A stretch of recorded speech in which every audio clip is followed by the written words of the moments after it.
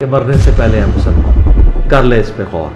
کتابوں کا خدا اور ہے، بابوں کا خدا اور. کہنے کو تو ہی سب کا اسلام ہے، لیکن کتابوں کا جہاں اور ہے، بابوں کا جہاں اور. اب یہ 2-3 لوگ رہا ہوئے ہیں، مجھے نہیں پتا گناہ گار تھے یا بے گناہ تھے. کوئی 20 سال بعد ہوا، کوئی 21 سال بعد ہوا، تو کیا ان ججوں کو پکڑ کے لٹکانا نہیں چاہیے کہ بھئی 20 سال اس بندے کی زندگی تم نے قانون مسئلہ نہیں، قانون تو یہاں پر 302 کا بھی غلط استعمال نہیں، ہوتا ہے. قانون میں ترمیم نہیں ہونی چاہیے کہ اگر اسلام میں یہ ہے کہ رجوع ہو سکتا ہے بھائی نہیں ہے. تو میں ریکویسٹ کروں گا پرائم منسٹر سے بھی اور آرمی چیف سے بھی، اپنی اسٹیبلشمنٹ سے، کہ خدا کے لیے یہ ہمارے ہاتھ دیکھیں 295C کے ساتھ یہ توبہ والی شک ایڈ کریں. قرآن میں تو اللہ تعالیٰ نے اس کائنات کے 3 بڑے گناہ گنوائے ہیں. سورۃ الفرقان، سورت نمبر 25، آیت نمبر 68 سے 70. نمبر 1 شرک، جو کائنات کا سب سے بڑا گناہ ہے. نمبر 2 قتل ناحق، جو اس کائنات میں حقوق العباد میں سب سے بڑا گناہ ہے. اور نمبر 3 بدکاری. ان 3 گناہوں کے بعد اللہ تعالیٰ نے فرمایا جو ان سے بھی توبہ کر لے ہم اس کے نہ صرف گناہوں کو معاف کر دیں گے بلکہ نیکیوں سے بدل دیں گے. اللہ اکبر کبیرہ والحمد للہ کثیرہ وسبحان اللہ بکرۃ واصیلا. مجھے بتائیں شرک بڑا گناہ ہے یا توہین رسالت کرنا بڑا گناہ ہے؟ تو اس کی توبہ تو آئی بھی ہے. اور یہاں توہین رسالت جان بوجھ کے کوئی نہیں کرتا ہے، انہوں نے دھکے سے بنائی ہوتی ہے. اگر سپوز کوئی کر بھی بیٹھے تو توبہ قبول ہے. جامعہ ترمذی میں حدیث ہے موت کے غرغرے سے پہلے توبہ قبول ہے.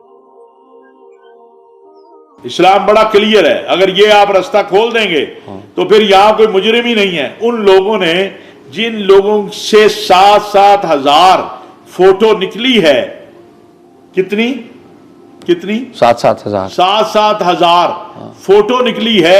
ان کے وکیل بھی عدالت میں کھڑے ہو گئے تھے، جی وہ ایک فوٹو آئی تھی جی، ایک فوٹو گئی تھی جی. نہیں، اس کا کوئی طریقہ کار طے ہو سکتا ہے نا. اگر دیکھیں نا علماء، اور اس کے لیے میں نے 4 سٹیپ بتائے تھے کہ اگر کسی پہ توہین مذہب کا الزام لگے، پہلے نمبر پہ آپ شواہد اکٹھے کریں. ہو سکتا ہے AI سے بنی ہوئی کوئی ویڈیو نہ ہو یا گواہ جھوٹے ہوں. اور جب بالکل یقین ہو جائے کہ یہ ایسا ہی ہے، توہین مذہب ہوئی ہے، تو دوسرے سٹیپ میں ایک میڈیکل بورڈ ہو، یہ ڈیسائیڈ کرے کہ جس شخص نے توہین کیا اس کا ذہنی توازن بھی ٹھیک ہے کہ نہیں. یہ مجذوب تو نہیں ہے، کلندر تو نہیں ہے، ہاں ہوش و واس میں ہے نا. اور اگر ثابت ہو جائے کہ پاگل نہیں ہے، بیسیکلی تو پاگل کو یہ انہوں نے نام رکھے ہوئے نا، پاگل نہیں ہے، پھر تیسرے سٹیپ میں علماء کے پینل کے سامنے اس بندے کو پیش کیا جائے گا. تیرا دماغ بھی ٹھیک ہے، یہ تو جو بھونک رہا ہے تجھے پتا ہے یہ کتنا بڑا جرم ہے، توبہ کر، ادروائز چوتھے سٹیپ میں تیرے اوپر جوڈیشری میں مقدمہ چلا کے سزا نافذ ہو جائے گی. تو میرا خیال ہے کوئی زیادہ سے زیادہ بھی ڈھیٹ ہوا نا، تیسرے سٹیپ میں توبہ کر ہی لے گا.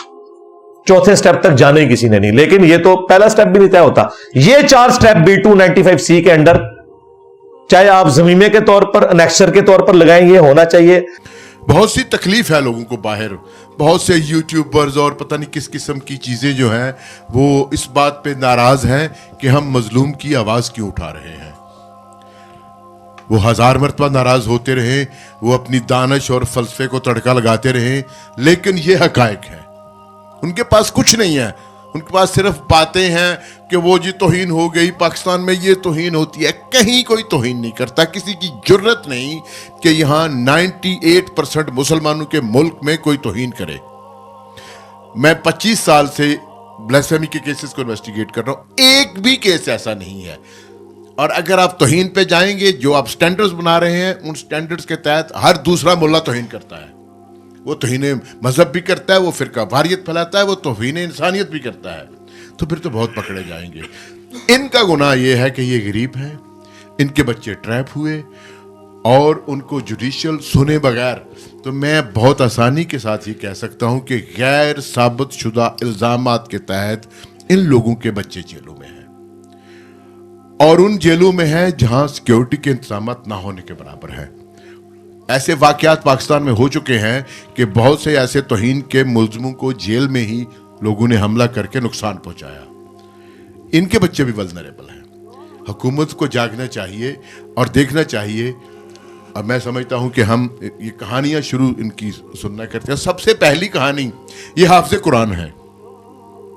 طاہر صاحب حافظ قرآن ہے اور عالم دین ہے. تبلیغی جماعت سے بھی منسلک ہیں. تبلیغ کرتے ہیں دین کی, دین رحمت کی تبلیغ کرتے ہیں. ان کا بیٹا بھی حافظ قرآن ہے اور وہ بیٹا جو ہے وہ مارچ 2023 سے ٹریپ ہو کر کیمپ جیل لاہور میں ہے. تو کیا کوئی جواب ہے کسی کے پاس کہ ایک حافظ قرآن جس کا اوڑھنا بچھونا دین ہے, جو خود تبلیغ کرتا ہے اور اس کا بیٹا بھی حافظ قرآن ہے اور جو خود عالم دین ہے, اس کو بھی اس گینگ نے نہیں چھوڑا. تو حافظ صاحب بہت شکریہ آپ آئے.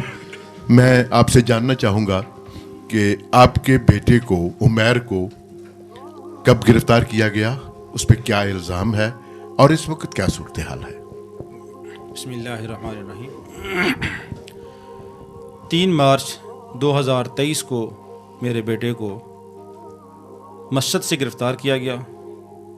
10 دن پہلے وہ عمرہ سے واپس آیا اور مسجد سے اس کو گرفتار کیا گیا عصر کی نماز کے وقت. میں خود مسجد میں موجود تھا. میرے سامنے اس کو گرفتار کر کے لائے اور ایک حسن معاویہ نام کا بندہ ہے لاہور کا, وہ ساتھ تھا, وہ گرفتار کرنے والے ہیں. ایک جو طاہر اشرفی کا بھائی ہے اور وہ لاہور کے کیسز میں سے اکثر کیسز میں وہ خود ساتھ ہوتا ہے. طاہر اشرفی نے ابھی آزاد سید کو ایک پوڈ کاسٹ کرتے ہوئے کہا تھا کہ اگر میرا یا میرے خاندان یا میرے رشتہ دار کا کسی کا نام آئے تو مجھے جیو کی بلڈنگ پر پھانسی دے دینا. جیسے بندے کو آپ یہ کہہ رہے ہیں کہ انصاف نہیں میں ملا. سامنے بیٹھا ہوں اور میں چیلنج کر کے جا رہا ہوں. اعزاز سید صاحب آپ نے ایک بار بات کی تھی, میں میرا بھائی کائنات عالم میں کوئی ان کیسوں کے حوالے سے 1 روپیہ ثابت کر دے. کتنا؟ 1 روپیہ. 1 روپیہ جس میں 100 آنا ہوتا ہے. ٹھیک. آپ مجھے جیو کی بلڈنگ کے اوپر پھانسی دے دیں, میں آپ کو اپنا خون معاف کرتا ہوں. ٹھیک.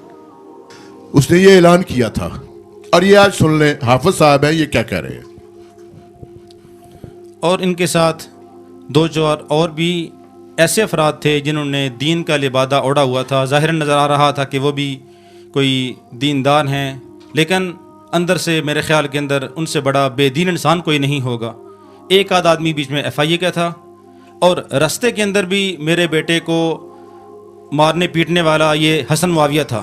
اور وہاں جا کے جو FIA کا جو ان کا تھانہ ہے تو وہاں بھی میرے بیٹے نے بتایا اور اس کے علاوہ بھی کئی لڑکوں نے بتایا کہ رات کے تقریباً 12-1 بجے حسن معاویہ آ کے بچوں پہ تشدد کرتا ہے.